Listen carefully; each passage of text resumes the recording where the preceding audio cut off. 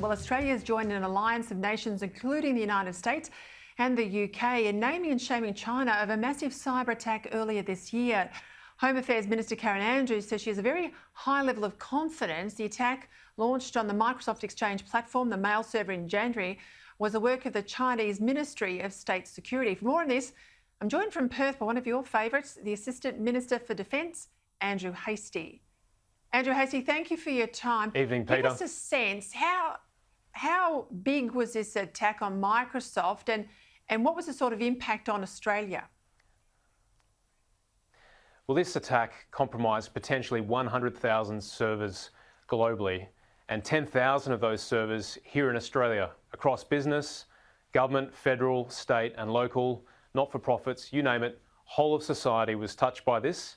And that's why today 30 nations came out together as one to name China as the culprit here and to say enough is enough, we're drawing a line in the sand. I want you to underscore for my viewers how significant it is that not just we got this alliance of nations, 38 nations, but they named China, because you go back 12 months ago when Australia was saying we need to have a fair income World Health Organisation investigation into COVID. So few countries were prepared to talk about China and the Wuhan role in the origins of the virus. We were roundly condemned. We've been paying the price ever since. But 12 months on, you've got all of these nations coming together. This is a big deal, isn't it?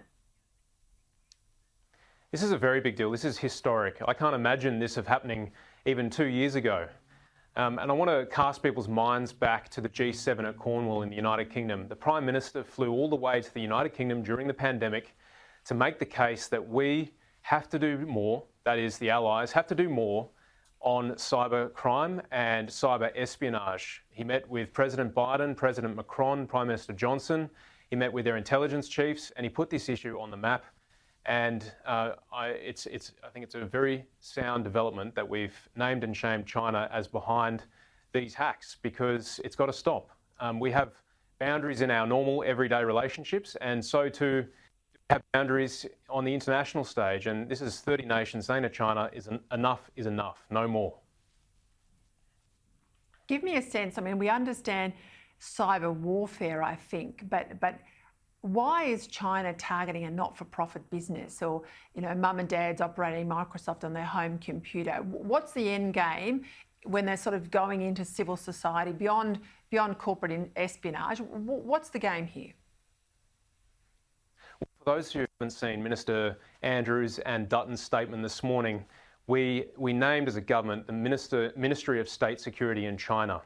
Now, they were responsible for the hacking, but they also have contracted hackers to steal our intellectual property as well.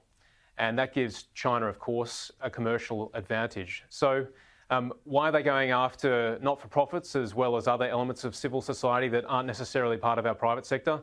Data collection to gather intelligence. That's why the Australian National University was hacked. We educate all our Army officers, Air Force officers and Navy officers through Staff College through there. It's a great way to gather intelligence long term, for example, on future leaders in the Defence Force. So there's a whole range of reasons why you might go after civil society. And that's why Australia as a whole, we need to uplift our cybersecurity. And I've said this before on your show again, Peter, but I'm always closing, and I'll close again.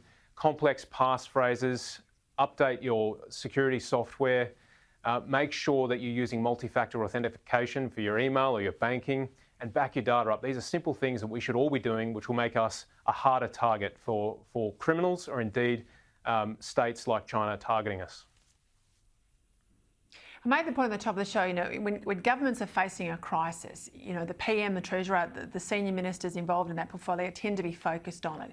We've had 18 months of COVID, right? So there's a level of paralysis that happens in government when you've got something as significant as that. But to be honest, COVID doesn't keep me awake at night. China keeps me awake at night. We've got the 2 ships off the coast of Queensland. We've got these cyber attacks. We've got the economic trade barriers that have been going on now for many, many months. We've got this constant fear of the militarisation of the South China Sea and beyond. Give me a sense for you. Do you think that the next 100 years will be the century that the China relationship will define the West, or am I a bit negative? I think the single most challenging policy issue for us going forward as a country, for my generation and the generations to come, will be how we maintain good relations with China in the Indo-Pacific region. That is the central challenge. The Defence Strategic Update, which the Prime Minister launched at the Australian Defence Force Academy in July of last year, said the next decade is going to be very difficult, and post-pandemic it's going to be more dangerous, it's going to be more disorderly and poorer. This cyber espionage is part of that disorderly pattern of behaviour that we're seeing in the Indo-Pacific region. And so we need to continue to build our sovereignty, our digital sovereignty particularly, because as you know, our lives have migrated online since the pandemic. In fact, 13 million Australians are locked down tonight. And as we enter the next year, 2022, people have to ask themselves, who do they want to lead them out of this crisis? And the pandemic is one thing, but there are some massive national security and economic challenges ahead. And my belief is the Prime Minister is the man to lead us forward.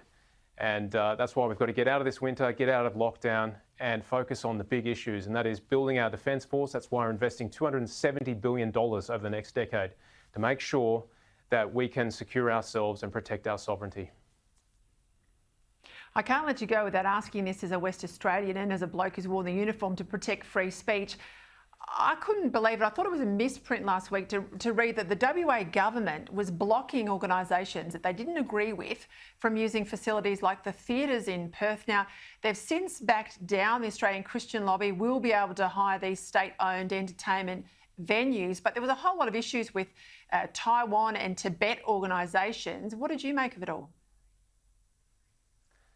Look, the Perth Theatre Trust is responsible for the Albany Entertainment Centre along with the Albany local government, and a shout out to the Mayor Dennis Wellington who fought for free speech and freedom of assembly and freedom of conscience, so good on Dennis. But very worrying was the state government basically denied access to the ACL on the basis of their beliefs, and that is very un-Australian. It's not democratic at all. And this fits within a larger pattern of denying people access to facilities because of their political views.